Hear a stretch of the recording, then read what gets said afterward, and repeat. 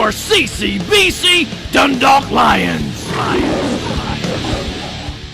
I'm sitting here with the CCBC Dundalk head women's basketball coach, Rob Long. How are you doing today, Rob? I'm doing pretty good.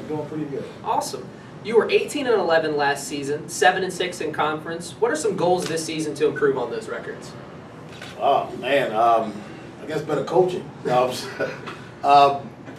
We struggled with depth last year. We started off with 10 players, and just for various reasons, we dropped down at one point to 5, injuries and things like that. We finished out the season with 8. So really, 18-11 was a miracle season. We did all we could do this year to improve that depth. We had 23 kids in the gym in the summer.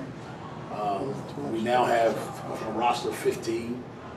So I believe if we had some depth, we could do better than that. Going to the regional semifinals, I guess in some schools that's acceptable, but here it's kind of a disappointment. So we plan to improve on that just by giving ourselves more chances to succeed just by having more depth. So fresh bodies is a key for this season. Well, in our system, you have to. It's funny because halfway through the season, I had to basically change everything that I do. We're up-tempo team. But you can't go up-tempo when you don't have numbers. So, it's like it's on the fly. These kids, all summer long, they learn how to do things one way, and then we completely revamp what we did. And I give them credit because they adjusted on the fly. But this year we can go back to running our system, a lot of pressure, defense, getting up and down the court, because now we go back to having numbers. Now, Rob, you are entering your 7th season at CCBC Dundalk with a record of 90-70. What would it mean to you if you win your 100th game as Lions head coach this season? I'm CCBC. I've spent 4 years elsewhere in my now 11-year career as a head coach, but this is home to me.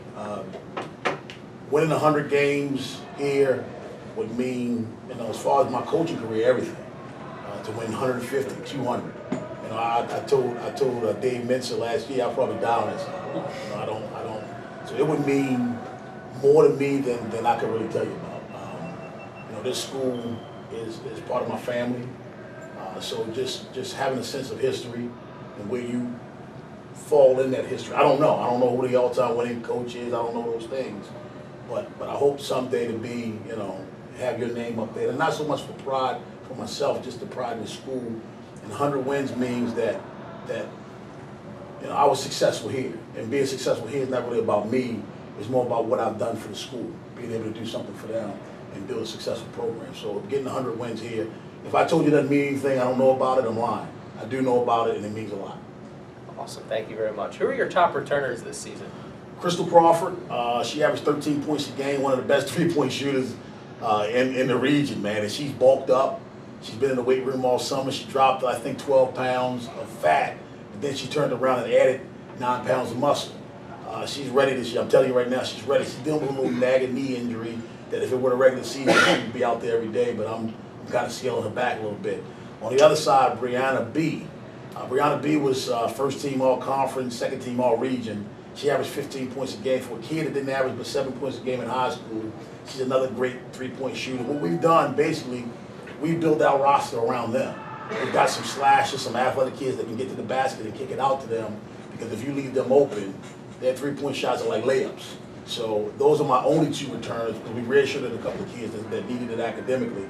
But having those 2 return and come back, I'm telling you, they can really stretch a defense. It's going to be tough to run a zone against us with Crystal Crawford, Brianna B. Sounds like you got your own little Splash Sisters. Oh yeah, they are. I mean, I'm telling you, they are fun to watch. Rocco will tell you that. Those 2 are fun to watch.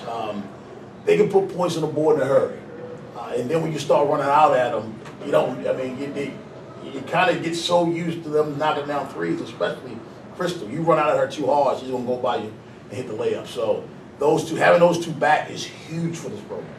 Who are your top newcomers this season? Ooh. That's tough, and that's a good thing that it's tough because we have so many. Precious Palmer, you got to start off with her. A kid that redshirted last year coming into the program, didn't play, so you got to consider her a newcomer because she'll be a freshman. She'll play the 1 and the 2, a combo. She's probably going to be a D2 kid when it's all said and done. Shayla Schuler, who will probably be our starting point guard, another possible D2 kid. Julia Gunthrop from Dunbar High School. She'll play in the post for us. Holly Booker from Seton Keogh playing the post for us as well. Malia Clark. Man, it goes on and on. It's who are the top newcomers? Ask me at the end of the season. They'll determine who the top one to be. We have about 6 or 7 whose name I can throw in the hat. And on any given night, you can pull one of their out. Well, last year we had 5 kids who scored at 20 points or more at one point. We probably have about 8 or 9 on the roster that any day, any night can drop 20. Well, it sounds like you got a lot of talent coming into the season. There's a lot of talent. I just hope I don't mess it up. No, you won't. You have a new assistant coach this season. How will this help or hurt you? Alexis Washington is a person, a young lady that I've been seeking for like 2 or 3 years. She's formerly the head girls basketball coach at Pikesville High. She's also AAU program, the Lady Lions, which was in Essex. She is tremendous, a tremendous help. She's a basketball mind. You are only as good as your assistants. When you have weak assistants, then you have weak help. She brings about, a fire, but it's still a calmness because she can't be too fiery with me on the sideline. You have somebody that kind of evens it out a little bit.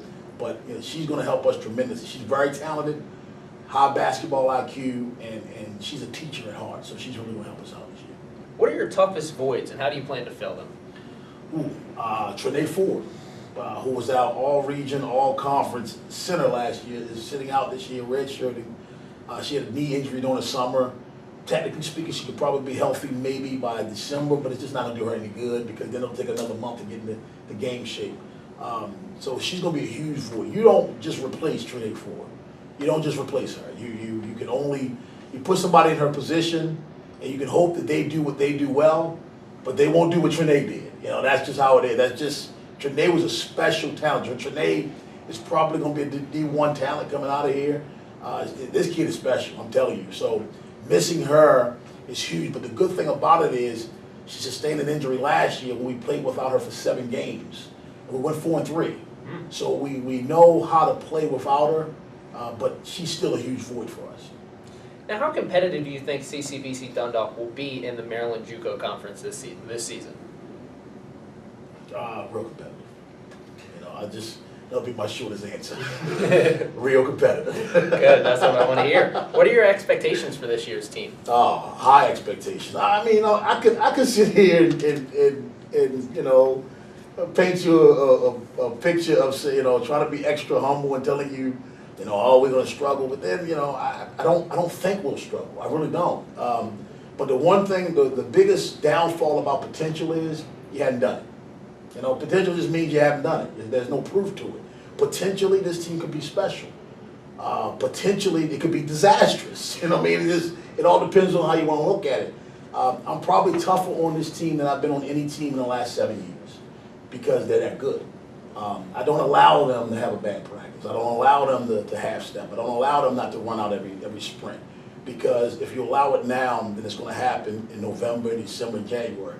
So potentially, if we coach this thing up right, if we can get everything out of this team, potentially this could be a real good basketball team this year. It could be better than 18-11. Wow, that's a bold statement. Thank you very much for your time. Thank you. Thank you very much, and good luck for the rest of the season. Thank you.